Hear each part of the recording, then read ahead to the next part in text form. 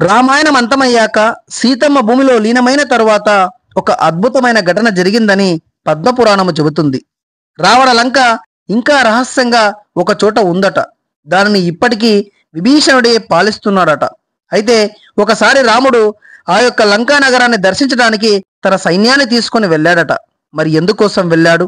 అక్కడికి వెళ్ళినటువంటి రాముడు సీతను తీసుకురావడం కోసము లంకకు ఏర్పాటు చేసినటువంటి రామ సేతువుని రాముడు తన చేతులతో ధ్వంసం చేశాడట. మరి ఎందుకోసం ధ్వంసం చేశాడో ఈ యొక్క అద్భుతమైన కథ ద్వారా మీ అందరికీ తెలియజేసేటువంటి ప్రయత్నం చేస్తాను. వీడియోని ఎక్కడ కూడా స్కిప్ చేయకుండా లాస్ట్ వరకు చూసేటువంటి ప్రయత్నం చేయండి. వీడియో మీ అందరికీ నచ్చినట్టయితే వీడియో కింద లైక్ చేయండి. ఇలాంటి మరిన్ని ఇంట్రెస్టింగ్ వీడియోస్ కోసం తప్పకుండా మన ఛానల్ని సబ్స్క్రైబ్ చేసుకోండి. హనుమంతుడు లంకలో సీత యొక్క జాడ కనిపెట్టిన తర్వాత ఆ లంకా నగరానికి వెళ్ళాలంటే సముద్రం పైన వారధిని నిర్మించాలి. సముద్రాన్ని దాటే ఉపాయం ఏమిటని సుగ్రీవుణ్ణి ప్రశ్నించాడు శ్రీరాముడు. సముద్రుని ప్రార్థించడం వల్ల ఇది సాధ్యపడుతుందని విభీషణుడు శ్రీరాముడికి చెప్పాడు. వెంబడే శ్రీరాముడు సముద్ర తీరంలో దర్భాసనం మీద కూర్చొని ఆ యొక్క సముద్రుణ్ణి ప్రార్థించాడు. 3 రాత్రులు గడిచాయి. సముద్రుడి ఎదుట నిలవలేదు. శ్రీరాముని కన్నులు ఎర్రబారాయి. సముద్రుడి అహంకారాన్ని అనగదొక్కాలనుకున్నాడు. నీటినంతా ఇంకిపోయేటట్లు చేయాలనుకున్నాడు. వెంబడే శ్రీరాముడు బ్రహ్మాస్త్రాన్ని స్మరించాడు. ప్రకృతంతా అల్లకల్లోలమవుతున్నది. సముద్రుడు భయపడి పారిపోతున్నాడు. పరిగెత్తే వానిపై బాణం ప్రయోగించరాదని శ్రీరాముడు ఆగాడు. సముద్రుడు దారికి వచ్చాడు. లంకకు వెళ్ళడానికి దారినిస్తానన్నాడు. ఎక్కుపెట్టిన బాణం వృథా కారాదు కాబట్టి ఎక్కడ ప్రయోగించాలో శ్రీరాముడు ఆ యొక్క సముద్రుణ్ణి అడిగాడు. పాపాత్ములు దోపిడీదారులు ఉండేటువంటి ద్రుమకుల్యం పైన ప్రయోగించమన్నాడు సముద్రుడు. వెంబడే రాముడు తాను ఎక్కుపెట్టినటువంటి ఆ యొక్క బాణాన్ని ద్రుమకుల్యం పైన ప్రయోగించాడు. విశ్వకర్మ కుమారుడైన నలుడు శిల్పకళా నిపుణుడు, ఉత్సాహము శక్తి ఉన్నవాడు. సేతువును నిర్మించడానికి అతడే యోగ్యుడని సముద్రుడు తెలిపాడు. ఆ సేతువును తాను భరిస్తానని సముద్రుడు రాముడికి మాట ఇచ్చాడు.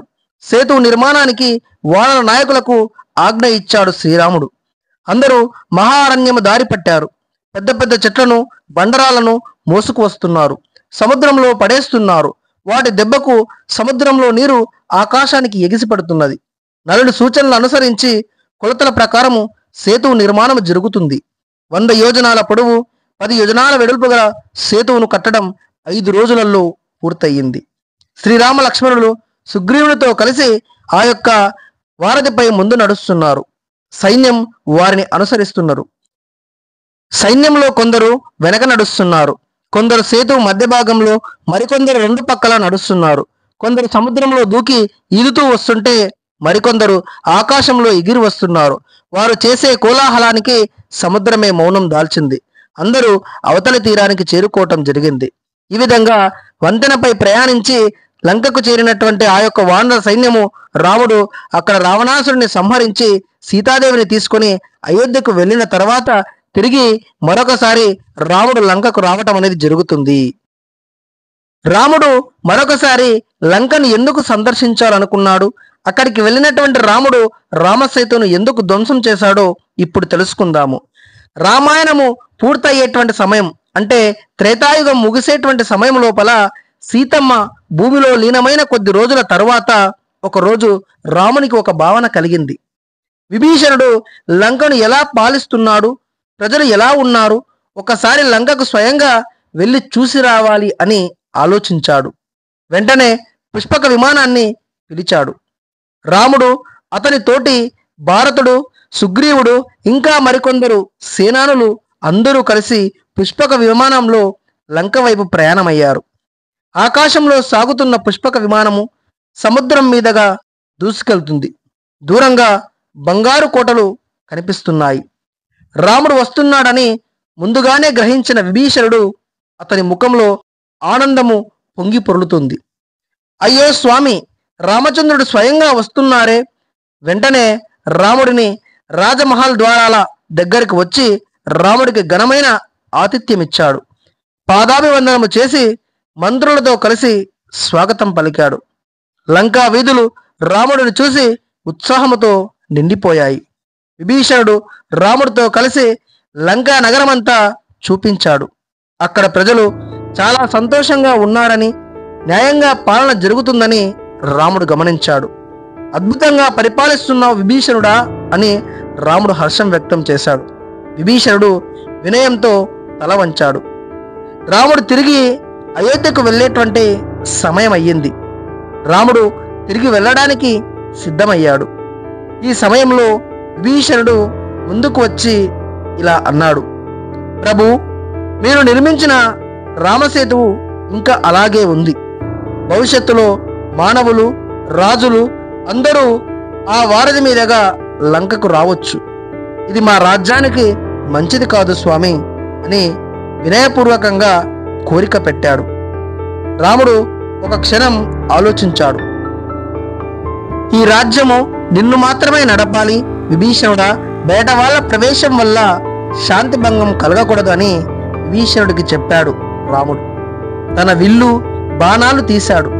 సముద్ర తీరానికి చేరుకొని తన కన్నుల ముందున్నటువంటి ఆ యొక్క సేతువుని తన బాణములతో రాముడు ఆ వారధిని ముక్కలు ముక్కలుగా చేశాడు. ప్రళయ తరంగాలతో సేతువు అంతమయ్యింది. రాముడు తిరిగి అయోధ్యకు పయనమయ్యాడు. విభీషణుడు హృదయపూర్వకంగా ఆయనకు వీడుకోలు చెప్పాడు. ఇలా పద్మపురాణము ప్రకారము రావణలంక ఇప్పటికీ రహస్యంగా ఉంటుందట. దీనికి కారణం రాముడు స్వయంగా రక్షించిన విభీషణుడే. మరి ఈ కథ మీకు నచ్చితే ఈ యొక్క వీడియో కింద లైక్ చేయండి. మరిన్ని పురాణ కథలు, రహస్యాలు తెలుసుకోవాలనుకుంటే తప్పకుండా మన ఛానల్ని సబ్స్క్రైబ్ చేసుకోండి. మరి అంతేకాకుండా మన యొక్క ఈ ఛానల్లో రామాయణానికి సంబంధించినటువంటి అనేక రకాలైనటువంటి ఇంట్రెస్టింగ్ స్టోరీస్ మన ఛానల్లో అప్లోడ్ చేయటం అనేది జరిగింది. మీరందరూ ఒక్కసారి దయచేసి మన ఛానల్ లోపలికి వెళ్ళి రామాయణం లోపల రాముడు కాకిని ఎందుకు చంపాలనుకున్నాడు, అంతేకాకుండా సీతాదేవి యొక్క తలను ఎవరు నరికి వేశారు, రాముడు ఎలా మరణించాడు, రామాయణం ఎందుకోసం రాయవలసి వచ్చింది, మరి రామ సేతువును ఎలా నిర్మించారు, ఇలా రామాయణానికి సంబంధించినటువంటి అనేక రకాలైనటువంటి కథలు మన ఛానల్లో అప్లోడ్ చేయటం అనేది జరిగింది.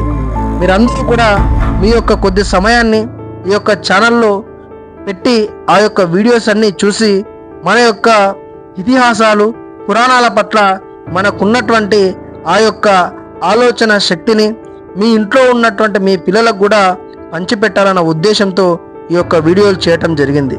కాబట్టి మీరు ఒక్కసారి దయచేసి మన ఛానల్లోకి వెళ్ళి అందులో ఉన్నటువంటి అన్ని రకాలైనటువంటి మన పురాణాలు, ఇతిహాసాలకు సంబంధించినటువంటి ప్రతి వీడియోని కూడా చూసేటువంటి ప్రయత్నం చేయండి. ఆ వీడియోలు నచ్చితే వీడియోస్ కింద లైక్ చేయండి. అదేవిధంగా అలాంటి వీడియోస్ మీరు మరిన్ని చూడాలనుకుంటే మన ఛానల్ని తప్పకుండా సబ్స్క్రైబ్ చేసుకోండి. మరొక మంచి వీడియోతో మీ ముందుకు వచ్చేటువంటి ప్రయత్నం చేస్తాను. అప్పటి వరకు అందరికీ కూడా ధన్యవాదాలు.